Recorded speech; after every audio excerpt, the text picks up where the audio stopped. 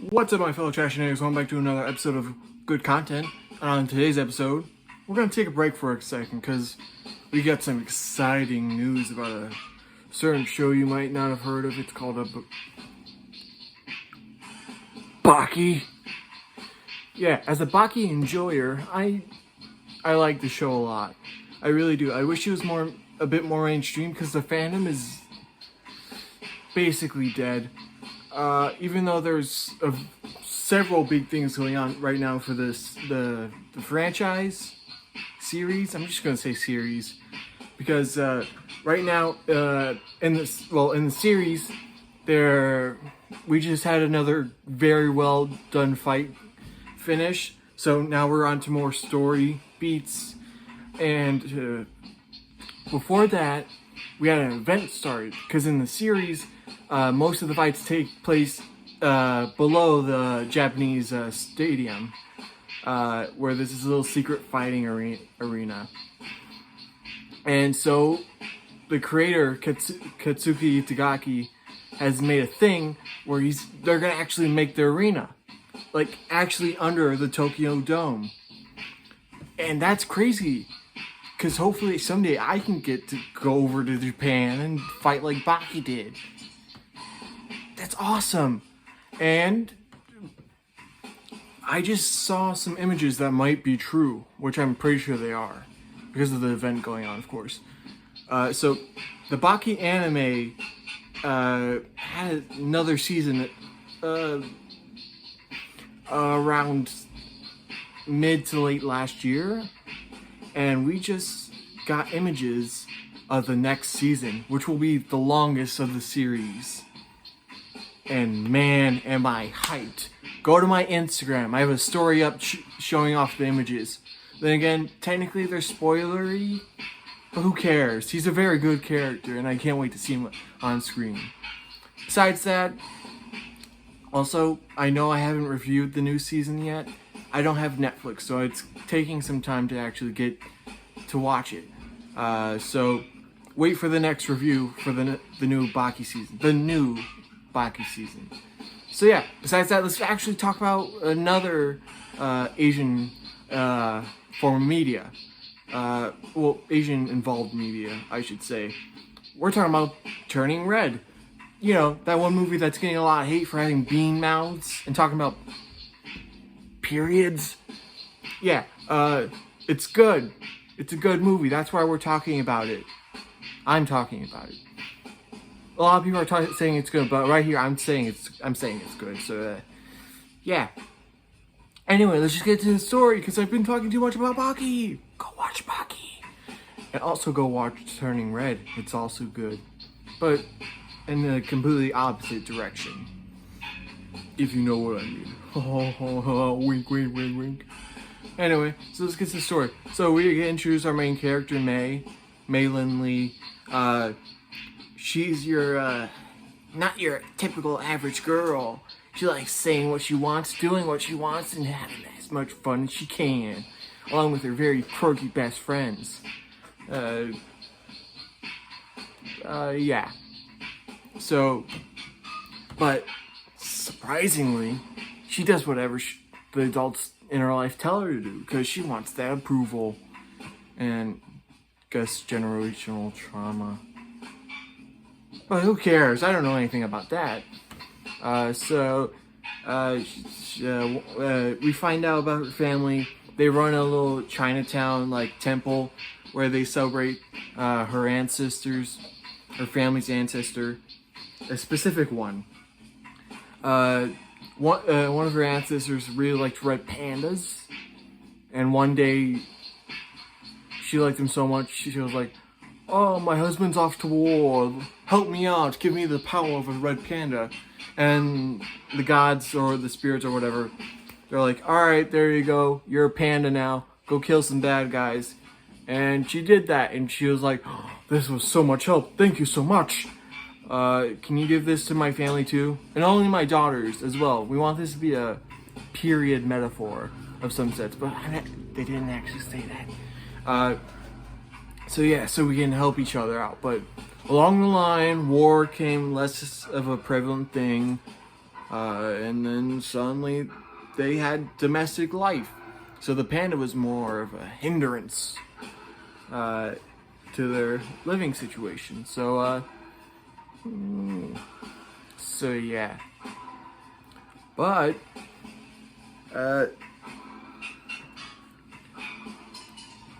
I guess technically that was spoilers. Again, I'm not warning of spoilers as much anymore, so if you got spoiled because of me, read my channel description. It says so right there. Alright. Let's see. So yeah, remember when I said that people, the women in May's family turned into red pandas? Yeah, this movie starts with her turning into a red panda. How mysterious. I would have never thought by the name of the movie being Turning Red. So yeah. So, excuse me. So yeah, she turns into a giant red panda, and she doesn't like it, but her mom knows, and she tells her everything that I just told you a couple minutes ago. So,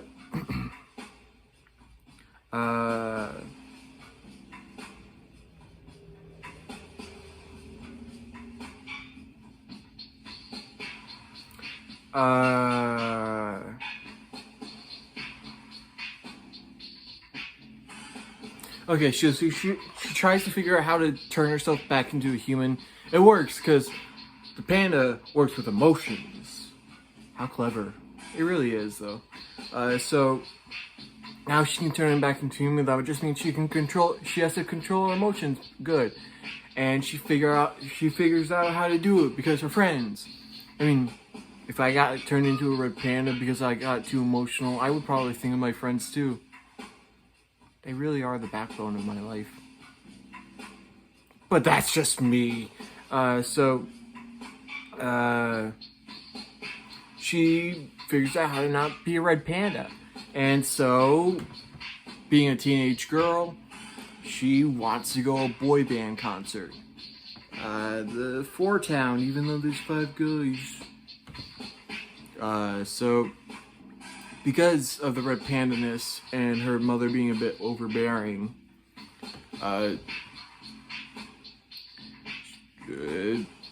May tries to go along with all of her friends, but it doesn't work. But then her classmates figure out she's a red panda, and by figure I mean one of the students walks in on her being a red panda in the bathroom, and then she probably tells her friends, and then they all walk in on her being a red panda on a separate occasion, and they're like, "You're so cute, I would pay anything to see or even touch you again." So they make bank, and they sell off the red panda. In a certain sense, I feel like that could sound weird, but if you see the movie, it sounds right. It doesn't sound weird at all in the movie, because they don't say it like that. I guess it makes sense. Anyway, so yeah, they make enough money, but actually they don't make enough money. They only have enough for, 3 tickets, and there's 4 of them. But while they're trying to make the last $200, that's right, the tickets are $200, that's outrageous. But also, okay, so I forgot to mention this, even though I've been thinking about this a lot. This movie takes place the year I was born. Alright? 2002. That's the year I was born. Man, is it nostalgic seeing all this 2002 technology and like aesthetics in this movie. It's nostalgic. Even though that year was born, I still got the leftovers of it. So yeah, that's also a soft spot in my heart that this movie gets right. Being a kid that was born a little bit after the movie takes place, because it takes place in May of 2002. But I'm not going to specify which month. I don't want to get doxxed. So, that's not an invitation. That's not an invitation. You want to dox me? This cute face? This thing? You want to dox me? I get it. I'm kind of a piece of shit, but let's be honest. I don't wanna. So anyway, they don't make enough money, but while they're trying to get the last money for the ticket, aka going to a party, hosting the party of a kid they hate, but later on becomes their friend, May accidentally loses control because one of her friends mixed up the dates, and also her family conceals their panda into an object on a red moon, and May was gonna do that on a certain date, but it turns out the concert was also on that certain date, so things got a little fucky there. So apparently that messes up her emotions, and the kid that she doesn't like, whose birthday it is, by the way, she attacks him. Straight up just attacks him. There's definitely going to be a video out there counting all the crimes May has committed within this movie.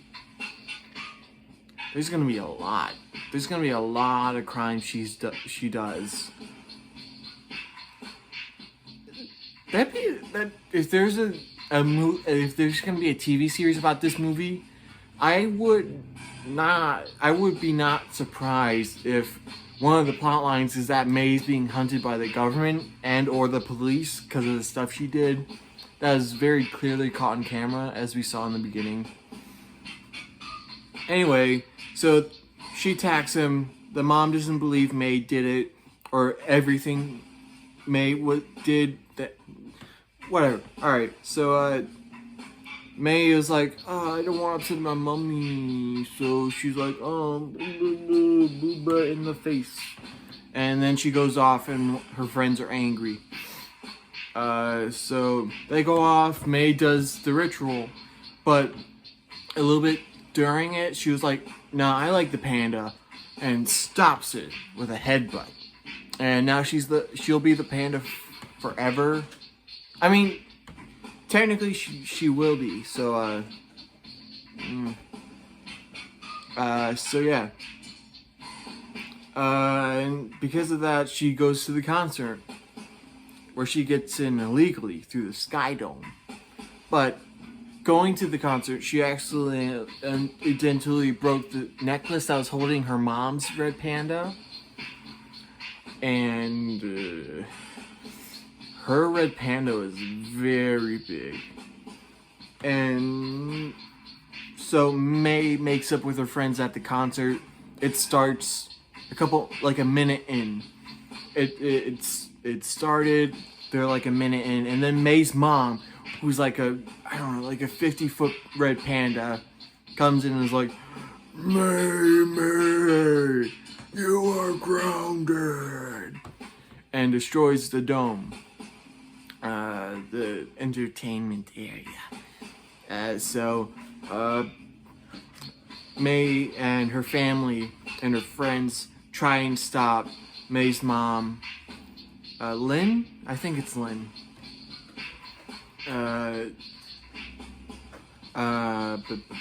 They try to stop her by doing the ritual on her, and they're just about to miss the red moon, but then every woman in May's family that was there for the ritual is also there for this one, and they destroy the ornaments or objects, and they turn into red pandas, and they help out, and now they're all doing the ritual, and they all turn back to human, except May, who's made a deliberate decision to stay a red panda, because that's who she is, and she likes it, which is a very valid thing. I mean, if I got turned into a mystical animal, I'm not a furry, by the way. Like, it's not even a debate. I legitimately am not. I feel like people are too weird about that. Like, oh, you like something that's a tiny bit anthropomorphic and is also an animal. You're a furry, and we're gonna call you that for the rest of your life. But it being gay It's more or less, it's not like a choice. It's more or less being like, all right, I like this. This is who I am now. This is who I've always been. But some people don't see it that way, and they're gonna be like, ha ha ha, you're a furry. I'm not. But if I was turned into a giant mystical animal, I wouldn't mind. Anyway, not a furry, by the way. So yeah, so everything goes. All of them get turned back to humans except May, and now they're living their best life because while they were turning back, May and her mom had a conversation about how they were feeling and how May's mom was being a bit overprotective, and maybe, I don't know, maybe May was being a little bit rude a bit. I don't know.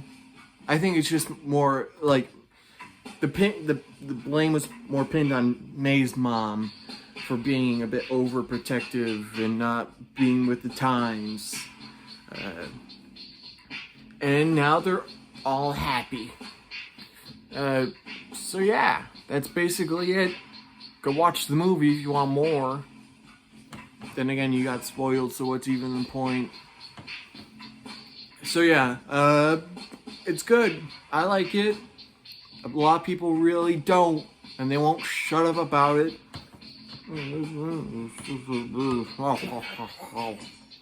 So yeah, if you're that kind of person,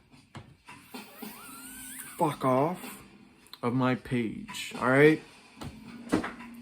Anyway, so yeah, it's good.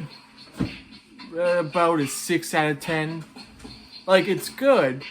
I like the message it's trying to tell you, but it just falls short on some things. I gotta say the best part of it is the art and animation. That's like the very best part of it.